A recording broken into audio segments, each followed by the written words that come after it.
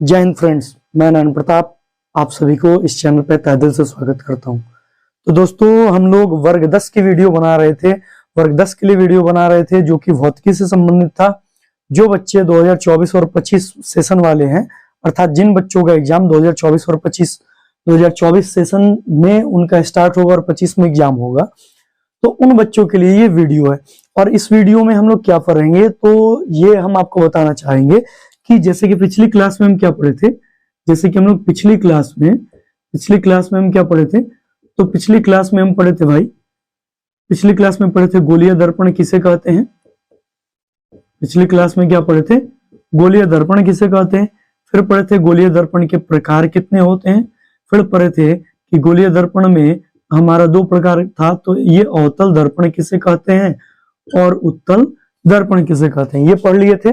और इसके बाद हम पढ़े हुए थे कि जो भी गोलीय दर्पण है, इस अवतल और उत्तल में प्रयोग में आने वाले महत्वपूर्ण बिंदुएं, प्रयोग में आने वाले तथ्य इसको पढ़े थे। और इसके अलावा हम क्या पढ़े थे, इसके अलावा हम ये साबित किए थे अवतल दर्पण के लिए, इसके अलावा हम ये साबित किए थे अवतल दर्पण के लिए F बराबर R/2। ठीक है, ये हम साबित कर लिए थे। और आज की क्लास में हम क्या जानेंगे, तो आज की क्लास में हम क्या जानेंगे, तो आज की क्लास में हम जानेंगे भाई उत्तल दर्पण के लिए F बराबर R/2 और साथ साथ में गोलीय दर्पण के कुछ महत्वपूर्ण तथ्य और गोलीय दर्पण में प्रतिबिंब बनने के लिए कुछ तथ्य, ठीक है, कुछ तथ्य, इनका हम डिस्कशन करेंगे, इन तथ्यों के बारे में जानेंगे। जब ये क्लियर होगा तब हम क्या करेंगे, अगले क्लास में हम दर्पण सूत्र के बारे में पढ़ेंगे और साथ साथ में पढ़ेंगे कि प्रतिबिंब जो है ना किसी वस्तु का कहां पर बनता है और कहां पर वस्तु रखने पर, ठीक है, इसके बारे में पढ़ेंगे। तो उम्मीद करते हैं पिछली वीडियो यदि आप नहीं देखे होंगे तो पिछली वीडियो जाकर देख लें। आपको चैनल के प्लेलिस्ट में जाना है और चैनल में जो प्लेलिस्ट है उसमें प्रत्येक क्लास जो है, क्लास 1 से लेकर 6 वीडियो तक हो चुकी है। ये 7th वीडियो है, 7वीं नंबर वीडियो है। और 7वीं नंबर वीडियो में आपको क्या करना है कि पहले की 6 वीडियो यदि आप कवर कर लेंगे तो 7वीं वीडियो आपको अच्छे से समझ में आएगी। तो इसलिए हम चाहेंगे कि आप पहले जाएं और प्लेलिस्ट में जाएं और जाकर सारी वीडियो जो है एक बार देख लें। 20 मिनट, 25 मिनट, 30 मिनट करके वीडियो है। लास्ट क्लास जो हम लिए थे ये वाला 6 नंबर, इसमें हम 1 घंटे 4 मिनट का वीडियो बनाए थे जो कि बहुत इंपॉर्टेंट है दोस्तों, तो उसे आप जरूर देखेंगे, ठीक है। और ये बात कभी भी हम नहीं कहेंगे कि यदि आप पिछली वीडियो नहीं देखेंगे तो अगली समझ में नहीं आएगी, ऐसा नहीं है। हम पिछली वीडियो को कवर करते हुए चलते हैं अगली वीडियो में, ठीक है। तो आपका एक बार रिवीजन भी हो जाता है और याद भी हो जाता है। तो चलिए समय को बिना गवाए वीडियो को शुरू करते हैं। लेकिन तो मिटाते हैं हम।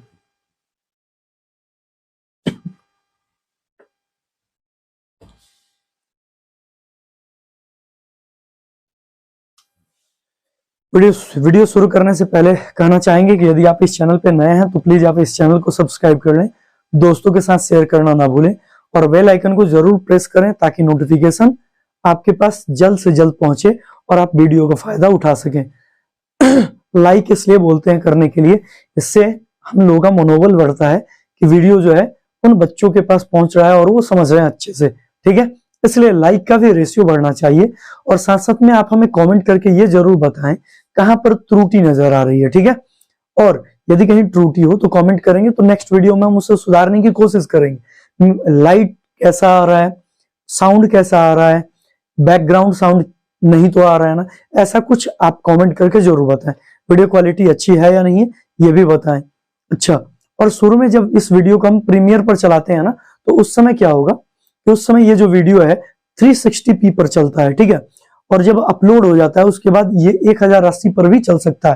तो जब वीडियो प्रीमियर पर हो उस समय आप इसको एक बार रिकॉल कर लें और लिखने के समय आप क्या करें, लिखने के समय आप प्रयोग करें 360p की जगह पर 720p का प्रयोग करें, आपको अच्छे से समझ में आएगा, ठीक है। तो चलते हैं और हम अपने वीडियो को शुरू करते हैं। वीडियो को शुरू करने से पहले ये एक जोश और जुनून भरा शायरी है। आप बताऊं, मैं मेरी जिंदगी का सफर इसे होना चाहिए था भी इतना सख्त नहीं। क्या बताऊं मैं, मेरी जिंदगी का सफर, इसे होना चाहिए था भी इतना सख्त नहीं। लो बस इतना जान लो, बस इतना जान लो कि आंखों में नींद बहुत है। बस इतना जान लो आंखों में नींद बहुत है, पर सोने का वक्त नहीं। चलिए वीडियो को शुरू करते हैं, देखते हैं। और यहाँ पर हमारे पास क्या है, उत्तल दर्पण है। और आज की क्लास में हम साबित करेंगे उत्तल दर्पण के लिए F बराबर R/2। इसी चीज को ऐसे भी लिख सकता है, क्या लिख सकता है भाई, कि किसी उत्तल दर्पण की फोकस दूरी, किसी उत्तल दर्पण की फोकस दूरी वक्रता त्रिज्या की आधी होती है। इसी को साबित करना है, इसी को क्या करना है, साबित करना है। यानी कि F जो होगी फोकस दूरी, वह वक्रता त्रिज्या की आधी होगी, इसको साबित करना है। चलिए वीडियो अगर फास्ट लगे तो आप इसे स्लो कर लेंगे। चलिए हम इससे पहले हम क्या करें, यहाँ पर हम एक दर्पण बना ले उत्तल। ये हो गया हमारे पास उत्तल दर्पण, ठीक है। अब उत्तल दर्पण में आप जानते हैं कि कलई होगा, तो ये हम कलई कर देते हैं। और उत्तल दर्पण के बारे में हम लास्ट वीडियो में पढ़े हैं कि उत्तल दर्पण किसे कहते हैं। तो आप जाकर, यदि आप नहीं देखे हैं तो उस वीडियो को जाएं और उस वीडियो को आप प्लेलिस्ट में जाकर देख लें, नहीं तो चैनल के डिस्क्रिप्शन में, वीडियो के डिस्क्रिप्शन में उसका लिंक रहेगा, ठीक है। हम पढ़े वैसा दर्पण जिसका प्रवर्तक सतह बाहर की ओर उठा हो। यह है प्रवर्तक सतह, अंदर वाला नहीं है, प्रवर्तक सतह बाहर है, बाहर की ओर उठा हुआ है। अब उठा हुआ है तो इसे हम क्या कहेंगे, उत्तल दर्पण कहेंगे। अब इस दर्पण का एक मध्य बिंदु होगा और इस मध्य बिंदु को हम कहते हैं पोल, ठीक है। और इस दर्पण को यदि हम आगे की ओर बढ़ाएं तो ये कहीं ना कहीं जाकर मिलेंगे, और जहां पर मिलेंगे वो कहलाता है वक्रता केंद्र, उसे कहते हैं वक्रता केंद्र। और इसको हम मिला देंगे सरल रेखा से। तो सरल रेखा से ये जब मिलाएंगे ना, इसको जब हम सरल रेखा से मिलाएंगे तो याद रखें आप कि सरल रेखा से मिलाने के बाद क्या होता है, सरल रेखा को पोल से ध्रुव को मिलाने वाली, माफ कीजिए उल्टे बोल रहे हैं, ये वक्रता केंद्र है। ध्रुव को वक्रता केंद्र से जो मिलाने वाली सरल रेखा है उसे हम क्या कहते हैं, प्रधान अक्ष कहते हैं। क्या कहते हैं, प्रधान अक्ष कहते हैं। अब सुनिए, ध्यान दीजिए, थोड़ा सा ये लाइन सही नहीं हो रहा है भाई, इस लाइन को सही बना दें। हाँ ठीक है, अब सुन लीजिए, ध्यान दीजिए। देखो भाई क्या है, अब इसे हम जरा सा मिटा दें, इसको भी मिटा दें। अब हमारे पास ये दर्पण है। इस दर्पण में आपको क्या करना है कि इस दर्पण के लिए आपको साबित करना है कि कोई जो प्रकाश की किरण है, वह प्रकाश की किरण जब इससे जाती है, गुजरती है, तो वह क्या करती है, वो फोकस से जाती है। ऐसा कुछ पॉइंट है, उस पॉइंट को समझने से पहले आप यहाँ पर जरा सा ये समझ लें, ये आपके पास दो समांतर रेखा है। आपके पास क्या है, दो समांतर रेखा है। और इस दो समांतर रेखा की खास बात क्या होगी भाई, इस दो समांतर रेखा की खास बात होगी कि इसमें ये जब इन दो समांतर रेखा को कोई तिर्यक छेदी रेखा काटती है तो यहाँ पर कुछ कोण बनते हैं। यहाँ पर 1, यहाँ पर 2, 3, 4, 5, 6, 7, 8। और ध्यान रखेंगे कौन कौन कोण किसके किसके बराबर होते हैं, ये बताना इसलिए जरूरी है क्योंकि साबित करते वक्त इसका उपयोग यहाँ पर पड़ेगा, ठीक है। तो देखिए भाई, एक वाला जो एंगल है ना, यह एक वाला किसके बराबर होता है, 4 के। और 2 वाला जो है ना वो 3 के बराबर होता है। फिर 5 वाला 8 के बराबर, और फिर 6 वाला 7 के बराबर, 6 वाला 7 के बराबर। और इस कोण को क्या कहते हैं भाई, इसको कहते हैं सम्मुख कोण। क्या कहते हैं, सम्मुख कोण। इसी को वर्टिकल अपोजिट एंगल भी बोलते हैं, इसी को शीर्षाभिमुख कोण भी बोलते हैं। आगे भाई, ये एक वाला जो है ना 8 के बराबर होगा, यहाँ पर है 8, एक वाला 8 के बराबर, 2 वाला 7 के बराबर, वैसे ही 3 वाला 6 के बराबर, और 4 वाला 5 के बराबर होगा।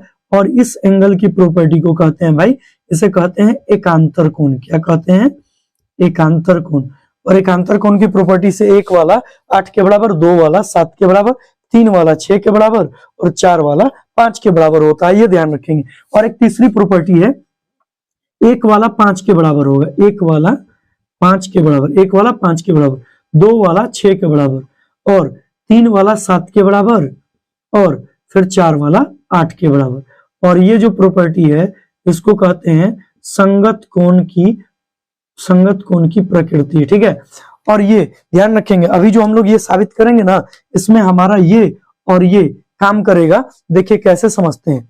तो सबसे पहले हम मानेंगे कि ये हमारे पास ये जो दर्पण है ना, यह रेखा इधर थोड़ी सी और आगे की ओर निकली हुई है। अब इसे हम प्रधान अक्ष बोल रहे हैं।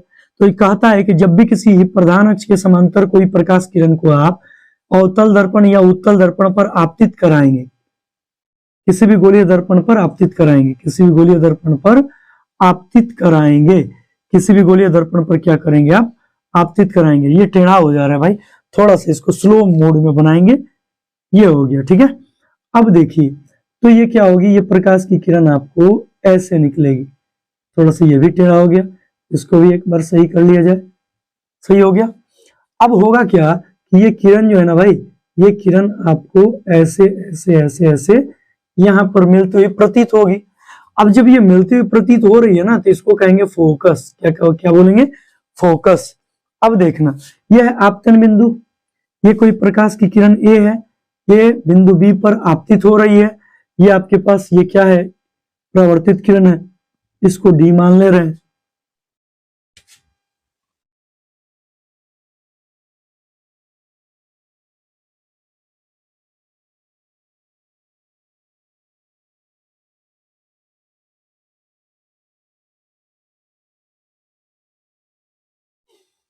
ये देखिए, अब क्या होगा, यहां से हम अभिलंब डालेंगे और ये अविलंब आपतन बिंदु से होते हुए वक्रता केंद्र पर जाएगी, ठीक है। इसको थोड़ा सा सही कर लेंगे। ये हो गया आपके पास, ठीक है। अब सुनिए, ध्यान दीजिएगा, ध्यान दीजिएगा, ये किरण आपको कहाँ निकल रही है, वक्रता केंद्र पर। यहां पर ही झोल है और ये थोड़ा सा समझना बहुत ही बेहद जरूरी है। यदि इसको आप ध्यान से नहीं समझेंगे तो प्रॉब्लम होगी, समझ लीजिए।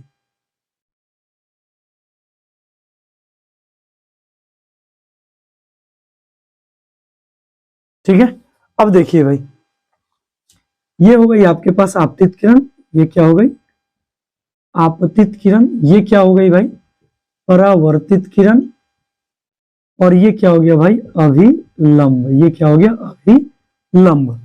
और ध्यान देना भाई, आपतित किरण और अभिलंब के बीच का कोण हमारा क्या होता है, ये होता है हमारा आपतन कोण। क्या होता है, आपतन कोण, मतलब कोण आई हो गया।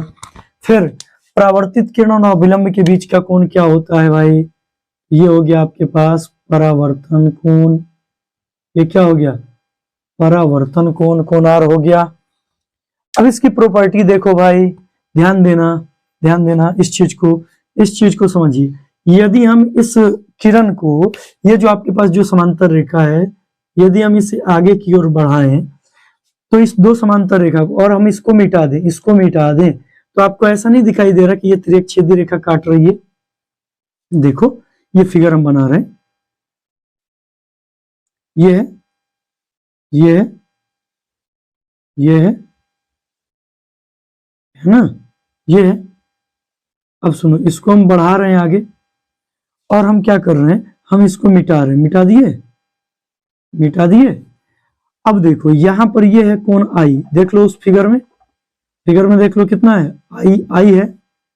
तो बताइए कि ये दो समांतर रेखा को, ये दो समांतर रेखा है और ये यहाँ पर सी है, यहाँ पर एफ है और यहाँ पर पी है। बताइए कि दो समांतर रेखा को, इसको भी मिटा देते हैं कुछ समय के लिए, कुछ समय के लिए मिटा देते हैं। तो आप देखिए, ये दो समांतर रेखा को कोई तिर्यक छेदी रेखा काट रही है, ये दो समांतर रेखा को कोई तिर्यक छेदी रेखा काट रही है, तो ये वाला कोण, ये वाला कोण इस वाले कोण के बराबर होगा कि नहीं होगा, इस सी के बराबर होगा कि नहीं होगा, होगा कि नहीं होगा। देखिए यहां से देखिए, ये एक वाला जो है यह 5 वाले के बराबर था कि नहीं, तो वैसे ही ये एक वाला ये 5 के बराबर होगा कि नहीं होगा। अर्थात ये आई है, तो ये आई है, तो इसको भी हम ग्रीन से ब्लू से बना रहे हैं। ये भी क्या होगा आपके पास, ये भी होगा आई। कोई दिक्कत किसी को, इसमें दिक्कत नहीं होना चाहिए, ये भी आई हो गया, ठीक है। ये ध्यान रखेंगे, ये भी आई हो गया। ये बड़ा दिखने के लिए हम बड़ा वाला आई लिखे हैं ताकि आपको वीडियो में साफ साफ दिखाई दे। अच्छा भाई, अब दूसरी प्रॉपर्टी ध्यान देंगे। दूसरी प्रॉपर्टी अगर आप देखें तो ये होता है सम्मुख कोण की प्रॉपर्टी, दो रेखाएं यदि एक दूसरे को काटती हैं, ये वाला एंगल इसके बराबर और ये वाला एंगल इसके बराबर होता है। तो अगर गौर से देखो, क्या यहाँ पर ये फिगर नहीं बन रहा, एक ऐसे रेखा एक ऐसे रेखा, तो ये वाला एंगल इसके बराबर नहीं हो सकता? बताइए, हो सकता है कि नहीं हो सकता है? होगा ना जी। इसलिए ये क्या हो गया, ये हो गया आपके पास कोण आर। ये क्या हो गया आपके पास, कोण आर हो गया। ठीक है, ये हो गया कोण आर, ये हो गया कोण आई। अब सुनिए भाई, ध्यान दीजिए, अब हमें लिखना पड़ेगा कि कौन कौन सा चीज क्या क्या है। तो लिखेंगे कि माना कि उत्तल दर्पण, माना कि उत्तल दर्पण के मुख्य अक्ष के समांतर, मुख्य अक्ष के समांतर समांतर कोई किरण ए बिंदु बी पर, कहां पर भाई, बिंदु बी पर आपतित हो रही है। किरण ए है, बिंदु बी पर यहां पर आपतित हो रही है, इसका हम नाम लिख दें, ये डी है, ये आपके पास ओ है। ठीक है, तो हम क्या, आपतित हो रही है, तथा उस बिंदु पर डाला गया अभिलंब, तथा उस बिंदु पर डाला गया अभिलंब, तथा उस बिंदु पर डाला गया अभिलंब। यह अभिलंब कहाँ है भाई, इस बिंदु पर जो डाला गया अभिलंब है, यह अभिलंब भाई ध्यान देना, इस बिंदु पर डाला गया अभिलंब वक्रता केंद्र से होकर, वक्रता केंद्र सी से होकर गुजरती है। ठीक है, सी से होकर क्या होती है, गुजरती है। हो गया, ये जो ओ है ना, ये जो अविलंब डाले हैं, ये कहां से गुजर रही है, सी से। अब ध्यान देंगे, इसलिए अब लिखेंगे, इसलिए लिख देते हैं साइन में, साइन के रूप में लिख देते हैं, इसलिए कोण, इसलिए लिख देते हैं परावर्तन के नियम से, इसलिए परावर्तन के नियम से कोण ए बी ओ बराबर होगा किसके, डी बी ओ के। किसके बराबर होगा, डी बी ओ के। Equation number first. ये भाई आपतन कोण प्रवर्तन कोण बराबर नहीं होंगे, ए बी ओ बराबर होगा डी बी ओ के, ए बी ओ बराबर होगा डी बी ओ के, ध्यान रखेंगे। अच्छा, ये पहला नंबर इक्वेशन हो गया। अब दूसरा इक्वेशन हम क्या कर सकते हैं, तथा कोण, ध्यान देंगे, तथा हम कोण लिखेंगे, ए बी ओ बराबर होगा किसके, बी सी ओ के। यहां पर आई था तो ये आई हुआ ना, तो लिखेंगे तथा कोण ए बी ओ बराबर है कोण किसके, बी सी एफ के। ये डी किसकी बात कर रहे हैं हम, ए बी ओ की ना, ए बी ओ जो है वो बराबर होगा किसके, बी सी एफ के, क्योंकि आई आई दोनों है भाई, आई आई दोनों है, तो लिखेंगे ए बी ओ बराबर बी सी एफ। ये हो गया दूसरा number equation, A B O बराबर होगा बी सी एफ के। कैसे भाई, तो ये हो गया आपके पास संगत कोण से। लिख देंगे यहां पर, ये लिखेंगे संगत कोण से, और इसको क्या लिखेंगे भाई, इसको लिखेंगे हम परावर्तन के नियम से, ठीक है। अब देखना भाई, जो समझना है वो समझिए।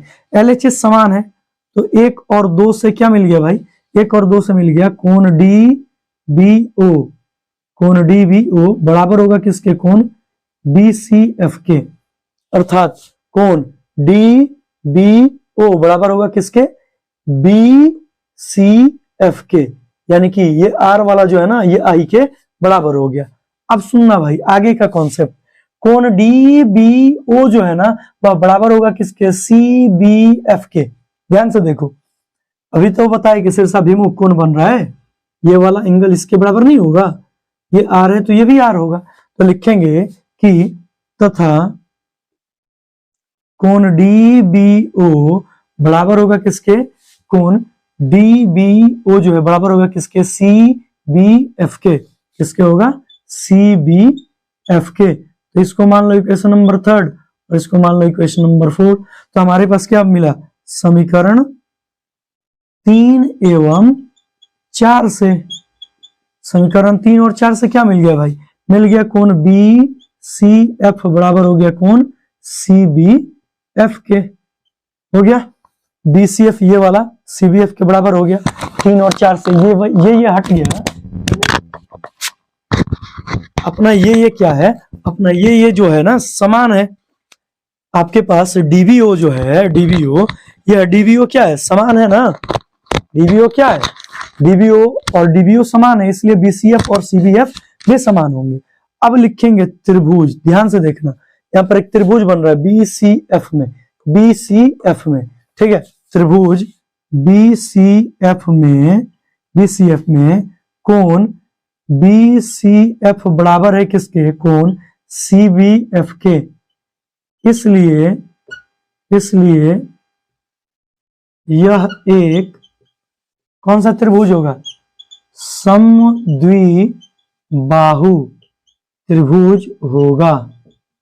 अब जब समद्विबाहु त्रिभुज होगा तो समद्विबाहु त्रिभुज की प्रॉपर्टी होती है यदि ये समद्विबाहु त्रिभुज है, ये साइड समान है, या फिर मान लो कि ये कोण और ये कोण समान है, तो इस कोण के सामने की भुजा ये और इस कोण के सामने की भुजा ये भी आपस में बराबर होते हैं। जैसे हम ए बी सी लिख दें तो प्रॉपर्टी क्या होता है, यदि कोण बी बराबर है कोण सी के, तो बी के सामने की भुजा क्या है, तो बी के सामने की भुजा क्या है, ए सी।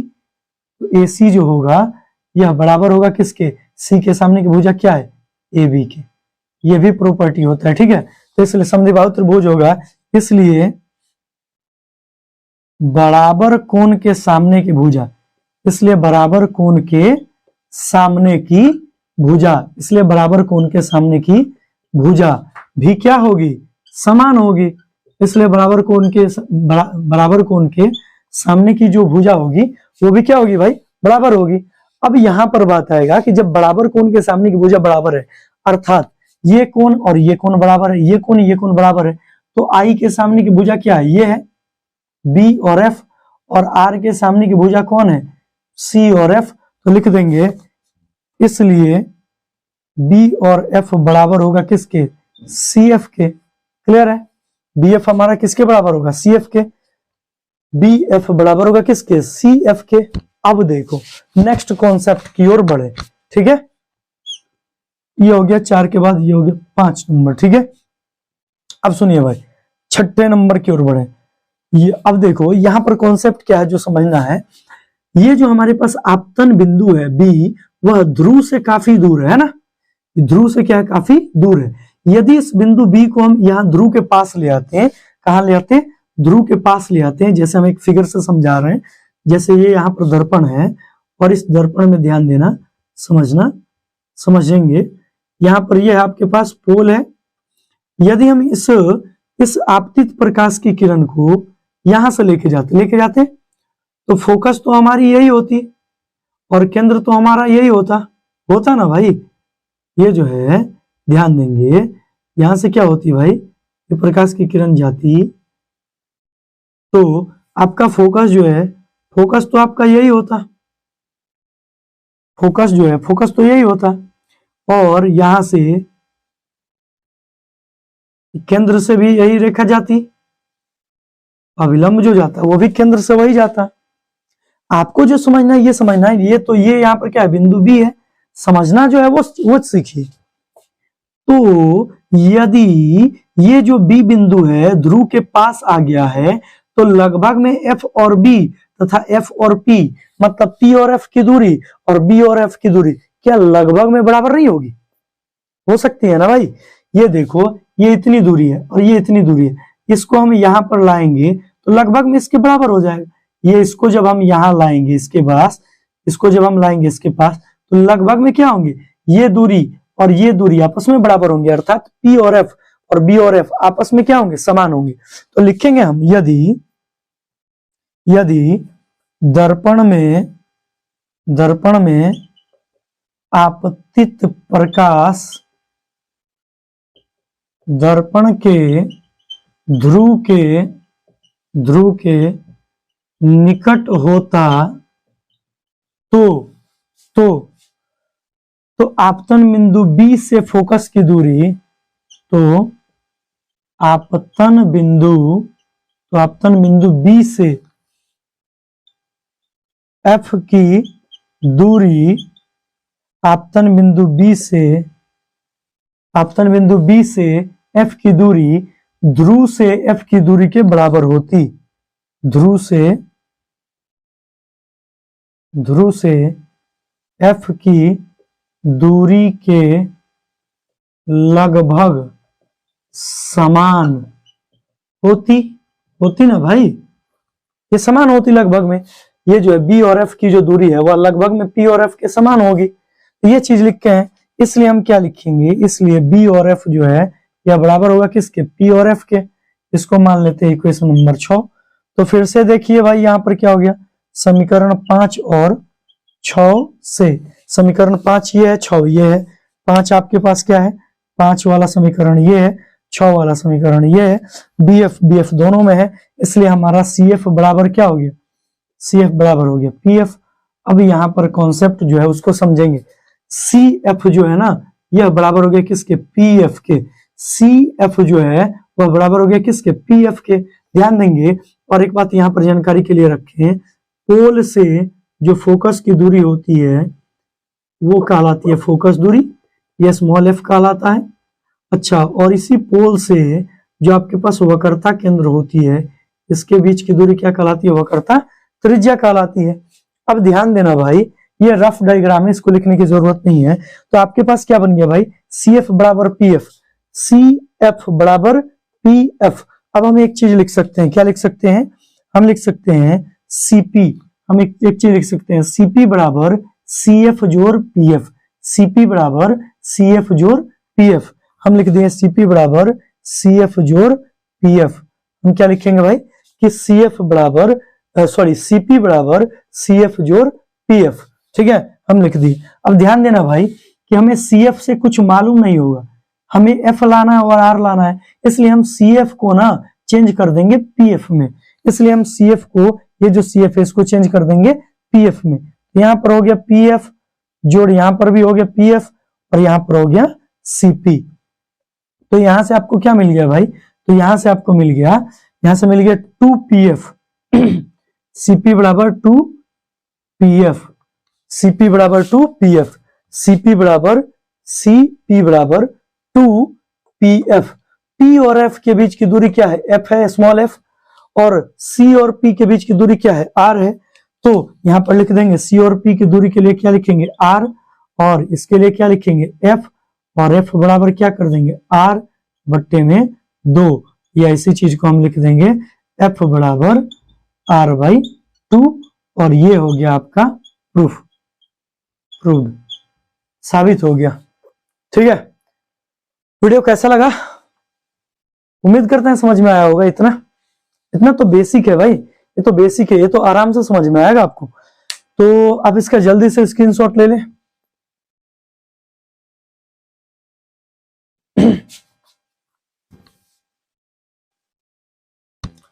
तो चलिए देखते हैं। अभी यहां पर हमारे पास दूसरा कॉन्सेप्ट क्या है, जो चीज जानना है, गोलीय दर्पण से संबंधित कुछ पॉइंट जानने हैं, ठीक है, जो कि बहुत इंपॉर्टेंट है। लेकिन जो अभी उत्तल दर्पण वाला साबित करा है F बराबर R/2, वो थोड़ा सा हम फास्ट में कराए हैं क्योंकि जल्दी ही सॉल्व हो जाए। तो वो आप उसको स्लो मोशन में, हम स्लो मोशन कहने का मतलब ये है कि आप उसको थोड़ी सी स्पीड कम करके आप उसको देख सकते हैं, ठीक है, समझ में आ जाएगा। ठीक है, अब समझते हैं भाई, यहाँ पर क्या है, गोलीय दर्पण से संबंधित, ये क्या है भाई, गोलीय दर्पण से संबंधित, गोलीय दर्पण से संबंधित कुछ तथ्य। अब गोलीय दर्पण से संबंधित कुछ तथ्य क्या है भाई, तो देखो भाई, पहला नंबर तथ्य क्या होता है, पहला नंबर तथ्य ये होता है कि पहला नंबर तथ्य क्या होता है? तो पहला नंबर तथ्य होता है कि यदि कोई प्रकाश की किरण, यदि कोई प्रकाश की किरण, यदि कोई प्रकाश की किरण प्रधान अक्ष के समांतर, प्रधान अक्ष के समांतर समांतर दर्पण पर आपतित होती है, दर्पण पर आपतित होती है, क्या होती है भाई? आपतित होती है, तो वह परावर्तन के बाद, तो वह परावर्तन के बाद मुख्य फोकस से गुजरती है। ठीक है, यह है। और इसका फिगर क्या बनेगा? यह हो गया आपके पास कोई दर्पण, और इस दर्पण में ध्यान देंगे, इस दर्पण में यह हो गया पोल। यदि आप कोई मुख्य अक्ष के समांतर, ये प्रधान अक्ष है ना, ये प्रधान अक्ष या मुख्य अक्ष है, ध्यान देंगे। ये क्या है आपके पास? यह है प्रधान अक्ष। क्या है? प्रधान अक्ष। और इसके समांतर कोई किरण आपतित हो रही है, हो रही है। तो परावर्तन के बाद याद रखेंगे, यह दर्पण का अपना केंद्र है, तो परावर्तन के बाद ना ये हमेशा जो है फोकस से गुजरेगी। कहां से गुजरेगी? फोकस से। यही इसका कॉन्सेप्ट है। क्या बोल रहा है कि यदि कोई प्रकाश की किरण, यदि कोई प्रकाश की किरण प्रधान अक्ष के समांतर, प्रधान अक्ष के समांतर है, प्रधान अक्ष के समांतर दर्पण पर आपतित होती है भाई, ठीक है, दर्पण पर जा रही है, तो वह परावर्तन के बाद, तो परावर्तन के बाद मुख्य फोकस से गुजरती है, मुख्य फोकस से गुजर रही है भाई। ठीक है, ये ध्यान रखेंगे, मुख्य फोकस से गुजर रही है। अब आगे दूसरा नंबर कॉन्सेप्ट क्या कहते हैं? दूसरा नंबर कॉन्सेप्ट कहता है यदि कोई प्रकाश की किरण, यदि कोई प्रकाश की किरण गोलीय दर्पण के, गोलीय दर्पण के फोकस से गुजरती है, कहां से गुजरती है? फोकस से गुजरती है, क्या फोकस से होते हुए आपतित होती है, फोकस से होते हुए आपतित होती है, आपतित होती है, तो परावर्तन के बाद, तो क्या भाई? तो परावर्तन के बाद मुख्य अक्ष के, मुख्य अक्ष के समानांतर, समानांतर निकलती है। ये हो गया, ये दूसरा कॉन्सेप्ट है, जो कि इसी का रिवर्स है, इसी का उल्टा है। क्या है भाई? समझते हैं, देख लेंगे ध्यान से। ये आपके पास है P, ये आपके पास है F, और ये आपके पास है C। कह रहा है कि यदि कोई प्रकाश की किरण आपको F से गुजारते हैं, कहां से गुजारते हैं? F से गुजारते हैं, तो वह परावर्तन के बाद क्या करेगी? वह परावर्तन के बाद, वह परावर्तन के बाद, यह है हमारा जो प्रधान अक्ष है ना, इस प्रधान अक्ष के समांतर निकल जाएगी। इसका बहुत बड़ा उपयोग है भाई, ये ध्यान रखेंगे, इसका बहुत बड़ा उपयोग है। क्यों? क्योंकि इसका उपयोग, इसके उपयोग से ही हम अवतल दर्पण में बनने वाले प्रतिबिंब के बारे में जानेंगे कि कैसे कैसे प्रतिबिंब बन रहा है। ठीक है, तो ये याद रखेंगे। पहला, प्रधान अक्ष के समांतर जाएगी, फोकस से गुजरेगी। दूसरा, फोकस से भेजेंगे, प्रधान अक्ष के समांतर निकलेगी। ठीक है, ये ध्यान रखेंगे। तीसरे पॉइंट की ओर बढ़ जाए तो तीसरा पॉइंट हमारा कहता है यदि कोई प्रकाश की किरण, यदि कोई प्रकाश की किरण, यदि कोई प्रकाश की किरण मुख्य अक्ष के, सॉरी माफ कीजिए, वक्रता केंद्र से होकर आपतित होती है, वक्रता केंद्र से होते हुए दर्पण पर आपतित होती है, दर्पण पर क्या होती है? आपतित होती है, तो परावर्तन के बाद, परावर्तन के बाद उसी पथ पर लौट जाती है, उसी पथ पर लौट जाती है। ये हो गया आपके पास, और इसका फिगर ये है। ये तो दूसरा नंबर हो गया। तीसरा नंबर फिगर देखो, यहां पर है तीसरा नंबर। तीसरा नंबर फिगर ये कह रहा है, ये आपके पास कोई दर्पण है जिसका नाम है अवतल दर्पण, और ये पोल है, ये फोकस है, और ये वक्रता केंद्र है। ठीक है, तो कह रहा है जब भी कोई प्रकाश की किरण को वक्रता केंद्र से होते हुए भेजेंगे ना, जब भी किसी प्रकाश की किरण को वक्रता केंद्र से होते हुए भेजेंगे तो दर्पण पर तो ठीक है जाएगी, लेकिन क्या होगा ना कि परावर्तन के बाद इसी रास्ते वापस लौट जाएगी और वापस लौट आएगी। ये पहला नंबर फिगर है, दूसरा नंबर है, तीसरा नंबर है, अभी एक और चौथा नंबर है। चौथा नंबर क्या है भाई? चौथा नंबर समझना बहुत ही ज्यादा जरूरी है। क्या है? यदि कोई प्रकाश की किरण, यदि कोई प्रकाश की किरण दर्पण के, अब दर्पण में गोलीय दर्पण भाई के ध्रुव पर आपतित होती है, कहां आपतित होती है? ध्रुव पर आपतित होती है, तो याद रखेंगे, ध्रुव पर आपतित होती है तो प्रधान अक्ष जो होता है अभिलंब की तरह कार्य करता है, अभिलंब की तरह कार्य करता है। क्लियर है? और इसका फिगर ये है, ये हो गया आपके पास अवतल दर्पण, और इस अवतल दर्पण में ध्यान देंगे ये आपके पास है पोल, ये हो गया आपके पास फोकस, ये हो गया वक्रता केंद्र। कह क्या रहा है? कह ये रहा है कि हम पोल से यदि किसी किरण को भेजेंगे तो वो ऐसे निकलेगी, ये गई तो ऐसे निकल गई, और यहाँ पर ये जो प्रधान अक्ष है ना, यह जो प्रधान अक्ष है, यही प्रधान अक्ष किसका काम करेगा? यही प्रधान अक्ष आपको अभिलंब का काम करेगा, अर्थात ये हो गया कोण आई और ये हो गया कोण आर। ये ध्यान रखें। क्लियर है?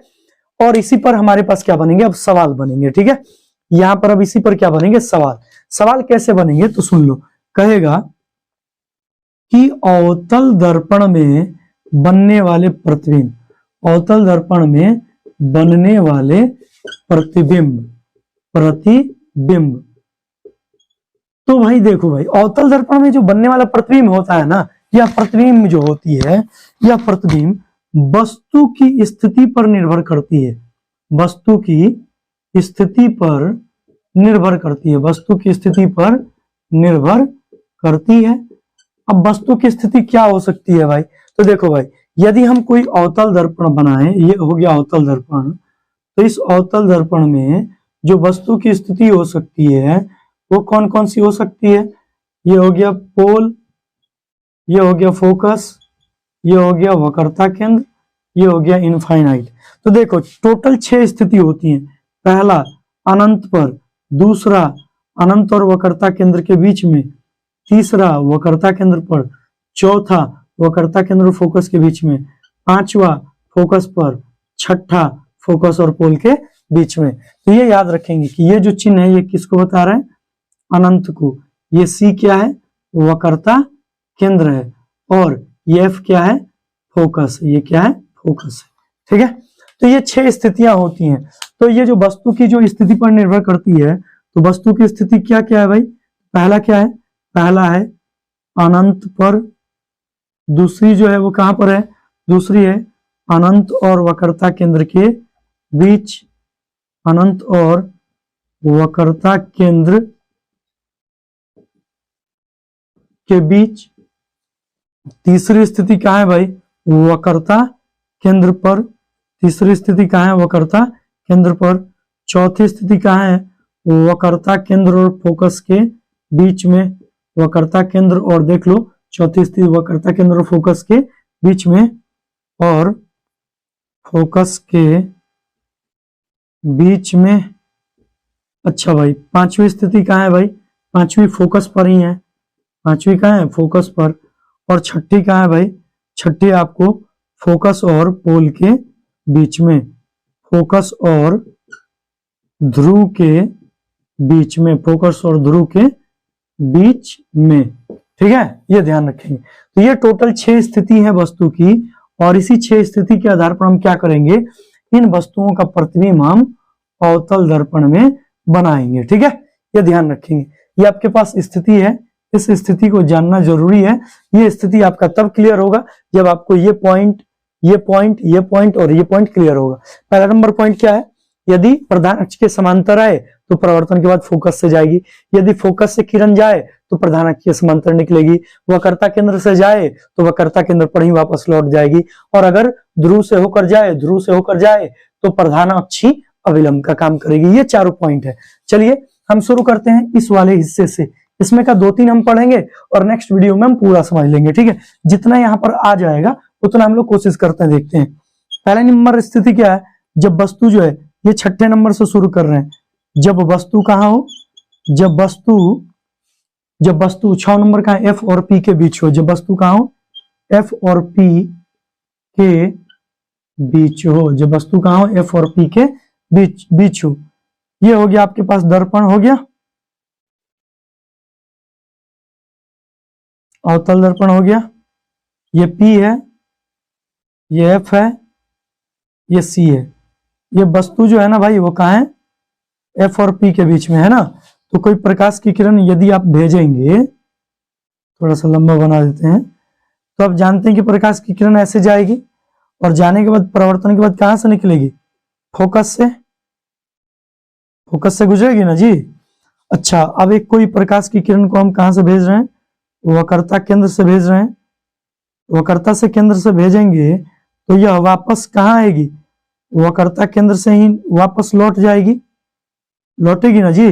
अभी कॉन्सेप्ट इधर क्या पढ़े, अभी कॉन्सेप्ट पढ़े, पहला क्या पढ़े कि यदि प्रधान अक्ष के समांतर जाएगी तो प्रवर्तन के बाद फोकस से निकलेगी, प्रधान अक्ष के समांतर जाएगी प्रवर्तन के बाद फोकस से निकलेगी। पहला कॉन्सेप्ट क्लियर, प्रधान अक्ष के समांतर गई, फोकस से निकल गई। दूसरा क्या है भाई, दूसरा वक्रता केंद्र से गई, उसी पर लौट गई। ये देखो वक्रता केंद्र से गई, यहाँ पर जा रही है और वापस उसी पर लौट गई। अब यहाँ पर जो झोल है ना उसको समझना है। वो क्या है ना भाई कि यदि आप इस किरण को ऐसे पीछे की ओर बढ़ाएं, इसे यदि आप पीछे की ओर बढ़ाएं और इसे भी यदि आप पीछे की ओर बढ़ाएं तो ये एक जगह कहीं मिलेंगे और जहां पर मिलेंगे ना वहीं पर बनेगा क्या, प्रतिबिंब। वहीं पर क्या बनेगा, प्रतिबिंब। ये रही वस्तु, ये बन गया प्रतिबिंब। और ये प्रतिबिंब में देखो जहां सिर है वहां सिर, जहां पैर है वहां पैर, यानी प्रतिबिंब कैसा है, सीधा है। तो सीधा प्रतिबिंब कैसे होते हैं भाई, हमेशा आभासी होता है। देखो वस्तु इतना सा है, प्रतिबिंब इतना बड़ा है, यानी कि प्रतिबिंब जो बना वो क्या बना, वस्तु से बड़ा बना। और प्रतिबिंब कहाँ बना हुआ है भाई, तो दर्पण के पीछे बना है। कहाँ बना है, दर्पण के पीछे। उम्मीद करते हैं समझ में आया होगा। यदि आपको समझ में नहीं आया तो फिर से रिपीट करके देख लीजिए। 6 के बाद 5वीं नंबर स्थिति, 5वीं नंबर स्थिति कहाँ है, वस्तु फोकस पर है। जब वस्तु फोकस पर रहे, जब वस्तु कहाँ रहे भाई, जब वस्तु F पर हो, जब वस्तु F पर हो। चलिए समझते हैं। तो आपके पास ये रही दर्पण, ये हो गई, ये हो गया पोल, ये हो गया फोकस, ये हो गया वक्रता केंद्र, ये हो गई वस्तु। तो जब भी प्रकाश की किरण जाएगी फोकस से होकर गुजरेगी, आप जानते हैं जब भी जाएगी फोकस से होकर गुजरेगी। प्रधान अक्ष के समांतर गई, फोकस से निकल गई, प्रधान अक्ष के समांतर गई, फोकस से निकल गई। कॉन्सेप्ट ही है। और दूसरा कॉन्सेप्ट, वक्रता केंद्र से जाएगी और वापस उसी पथ पे लौट जाएगी, वक्रता केंद्र से जाएगी वापस उसी पथ पे लौट जाएगी। और इस आधार पर देखें आप तो क्या हो रहा है, इस आधार पर देखें तो ये दोनों जो है, ये गई प्रकाश और ये वापस निकल गई। तो आप क्या देख रहे हैं, आप ये देख रहे हैं कि दोनों क्या है, समांतर है। दोनों क्या है, समांतर है, समांतर है ना जी। तो समांतर है तो ये जो प्रतिबिंब बना, इसका प्रतिबिंब, ऐसा आप बता सकते हैं कि प्रतिबिंब कहाँ बना, नहीं बता सकते हैं, क्योंकि जहां पर जुड़ेगी नहीं वहां पर प्रतिबिंब बनेगा नहीं। जब तक जुड़ेगी नहीं तब तक प्रतिबिंब बनेगा नहीं। और ये यहाँ पर जुड़ नहीं रही है, दरअसल ये समांतर है।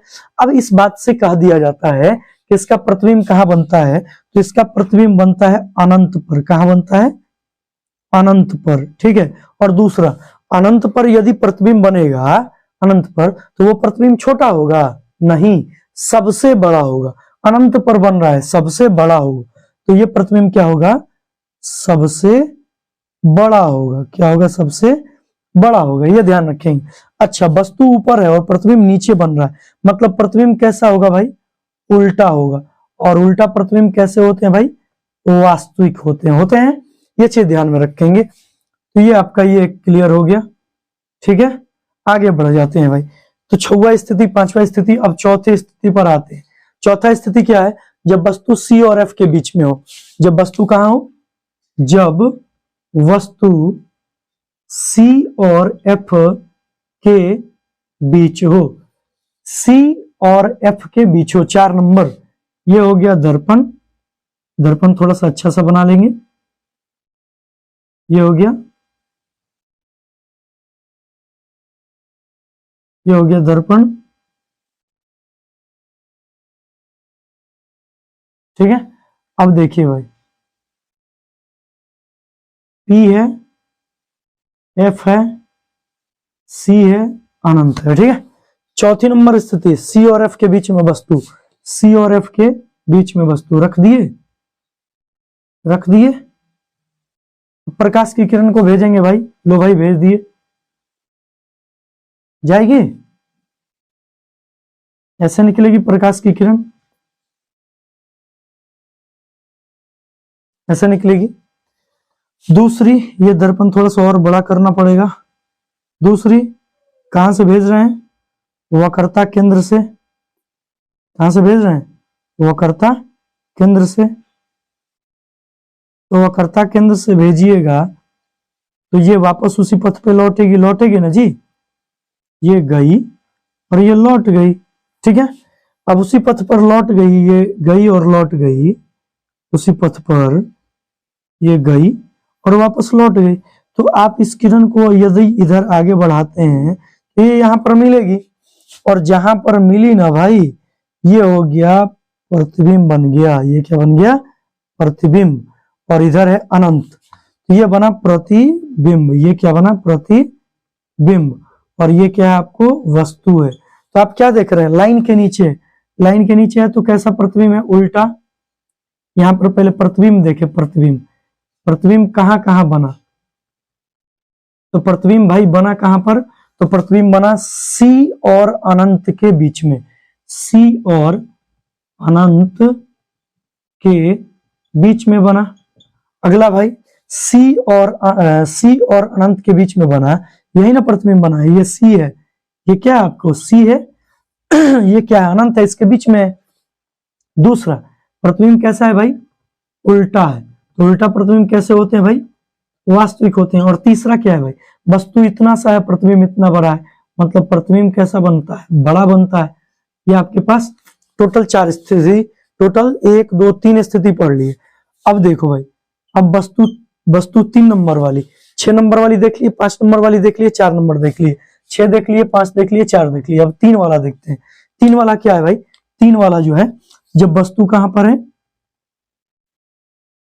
जब वस्तु वक्रता केंद्र पर हो। जब वस्तु कहां? वक्रता केंद्र पर हो। यह ध्यान दीजिएगा, इसके लिए कॉन्सेप्ट क्या है? जब वस्तु वक्रता केंद्र पर हो तो ये हम दर्पण बना लिए। इस दर्पण में ध्यान देंगे, ये दर्पण हो गया, ये हो गया पोल, ये हो गया फोकस, ये हो गया वक्रता केंद्र, ये हो गया अनंत। और इसी वक्रता केंद्र पर ही आपकी क्या है? वस्तु है ना? वस्तु, ध्यान देंगे, ये वस्तु आपकी इसी पर है। अब कोई प्रकाश की किरण भेजेंगे आप तो दर्पण से जाएगी, परिवर्तन के बाद कहां से निकलेगी? फोकस से निकलेगी, निकलेगी ना। अब दूसरे स्टेप में प्रकाश की किरण को भेज देंगे, फोकस से भेज दिए, और परावर्तन के बाद कहां से निकलेगी? ये थोड़ा सा ऐसे बनेगा, ये थोड़ा सा जो है ऐसे बनेगा, और ये जो किरण है ना, ये थोड़ा सा और इधर से जाएगा,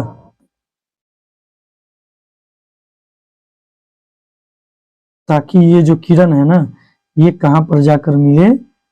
ये मिले यहां पर, मिल गई। और यहां पर मिल गई तो ध्यान रखेंगे कि ये जो प्रतिबिंब बना, ये हुआ प्रतिबिंब। ये जो है ब्लैक वाला, ये क्या है? प्रतिबिंब। ये रही वस्तु और ये रहा प्रतिबिंब। और ध्यान देंगे कि ये जो प्रतिबिंब है, यह प्रतिबिंब लाइन के नीचे है, और लाइन के नीचे तो सबसे पहले स्थिति देखेंगे। स्थिति इसकी क्या है? तो वक्रता केंद्र पर ही बना है, उसी पर बना है। तो कहां पर बनेगा? तो वक्रता केंद्र पर। और कैसा होगा? लाइन के नीचे है तो कैसा होगा? उल्टा। और देखिए जितनी वस्तु है उतना ही प्रतिबिंब होता है, यानी कि प्रतिबिंब कैसा होगा भाई, बराबर होगा। ठीक है, ये कॉन्सेप्ट है, समझ लेंगे। आप इसमें एरो जरूर दे देंगे। ये किरण जा रही है, ये जा रही है, और इस बार ये किरण ऐसे जा रही है, ऐसे जा रही है और ऐसे निकल गई। ठीक है, और बीच में ये अपने पास क्या है, बीच में अपने पास ये फोकस है, बीच में अपने पास क्या है, फोकस है। ठीक है, ये ध्यान रखेंगे। और ये क्या है आपके पास, ये है वक्रता केंद्र। ये क्या है आपके पास, वक्रता केंद्र है। क्लियर है। अब आते हैं जब वस्तु हमारी कहां पर हो, जब वस्तु कहां पर हो, जब वस्तु 3 के बाद 2 नंबर क्या है, अनंत और वक्रता केंद्र के बीच हो। अनंत और सी के बीच हो, यह स्थिति। तो चलिए देखते हैं इस वाली स्थिति को, क्या है इस वाली स्थिति में। ये दर्पण हो गया, हो गया। यहां पर आपके पास क्या है, पोल है। यहां पर आपके पास क्या है, एफ है। यहां पर आपके पास क्या है, सी है। यहां पर आपके पास क्या है, अनंत है। और वस्तु सी और अनंत के बीच में है ना जी। वस्तु कहाँ है, 2 नंबर, सी और अनंत के बीच में है। अब कोई प्रकाश की किरण को भेजिए, गई, फोकस से निकली, निकल गई, निकल गई ना। यहाँ पे दूसरी हम कहां से भेजेंगे भाई, दूसरी हम भेज रहे हैं वक्रता केंद्र से। ये भेज दिए वक्रता केंद्र से, तो वक्रता केंद्र से गई, वापस उसी पर लौट गई। प्रतिबिंब कहाँ बना, यहाँ पर बना, यहीं पर ना बना प्रतिबिंब। तो ये प्रतिबिंब जो बना, ये ध्यान रखेंगे, ये किसके किसके बीच में बना, ये हमारी वस्तु थी, ये हमारा क्या हो गया, प्रतिबिंब हो गया। अब ये प्रतिबिंब की, इस प्रतिबिंब की खास बात क्या है, इस प्रतिबिंब की खास बात ये है, ये प्रतिबिंब कैसा बना भाई, छोटा बना। ये कैसा बना, छोटा बना। ये प्रतिबिंब कैसा बना भाई, ये बना छोटा बना, लाइन के नीचे है। अच्छा, सबसे पहले लिखेंगे कि कहां बना, तो बना कहां, सी और एफ के बीच में, सी और एफ के बीच में बना। दूसरा बात, कैसा बना भाई, तो छोटा बना। कैसा बना, तो छोटा बना। और लास्ट बात कि क्या है भाई, नीचे है। कहां पर है, नीचे है। तो नीचे है तो भाई उल्टा है। कैसा है, उल्टा है। और उल्टा प्रतिबिंब कैसा होता है भाई, वास्तविक होता है। ये बात ध्यान रखेंगे, उल्टा प्रतिबिंब वास्तविक होता है। उल्टा प्रतिबिंब कैसे बनेंगे, वास्तविक होंगे। ये यहाँ पर लिख दिया, ठीक है, यहाँ पर हटा दिया। ठीक है, ये ध्यान रखेंगे। अब हमारे पास एक लास्ट बच गया, जब वस्तु हमारी अनंत पर हो तो उस चीज को हम यहाँ पर बना रहे हैं, देख लेंगे, ये ध्यान देंगे, इसको समझ लेंगे। जब वस्तु हमारी कहां पर हो, जब वस्तु हमारी अनंत पर हो, ये ध्यान रखेंगे। पोल, ये हो गया पोल, ये हो गया फोकस, ये हो गया वक्रता केंद्र, हो गया अनंत। तो अनंत पर है ना, तो जब भी कोई प्रकाश की किरण जाएगी तो प्रवर्तन के बाद कहां से गुजरेगी, फोकस से। कहां से गुजरेगी, फोकस से, ये ध्यान रखेंगे। और दूसरी स्थिति, जब भी कोई प्रकाश की किरण जाएगी प्रवर्तन के बाद फोकस से गुजरेगी। और अगली स्थिति देखें कि जब भी कोई प्रकाश की किरण यदि पोल से जाए तो कहां से गुजरेगी। अब देखिए, ये इसका फिगर थोड़ा सा जटिल है, देखते हैं, आराम से बनाते हैं, देखिए समझिए। और लास्ट वाली स्थिति है कौन सी, पहली वाली। कौन सी स्थिति है, पहली वाली, जब वस्तु अनंत पर हो। यहां पर लिख देते हैं, जब वस्तु कहां हो, जब वस्तु अनंत पर हो। ठीक है, और ये रहा हमारे पास दर्पण, ये हो गया P, ये हो गया F, ये हो गया C, ये हो गया अनंत। ठीक है, वस्तु अनंत पर है भाई।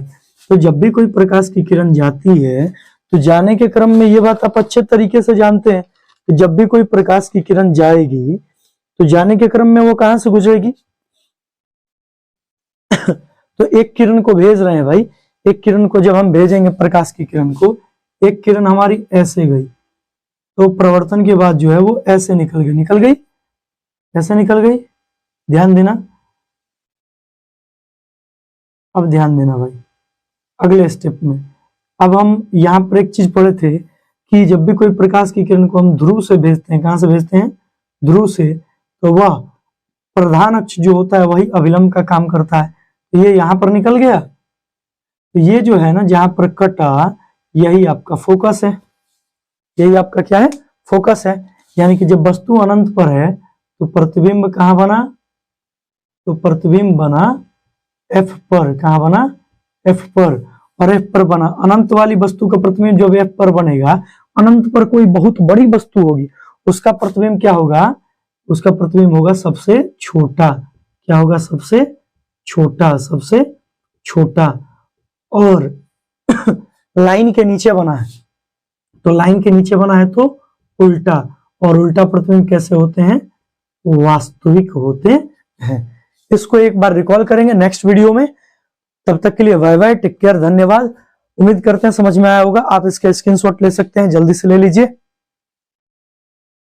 ले लिए। दोस्तों के साथ शेयर करेंगे जरूर, और उन्हें भी इस वीडियो का लाभ मिल जाए, हमारी यही कामना है। और आप भी इसे खूब शेयर करें, लाइक करें। जो भी गलती है, त्रुटि है, आप उसे जरूर बताएं। तब तक के लिए बाय बाय, टेक केयर, धन्यवाद, जय हिंद।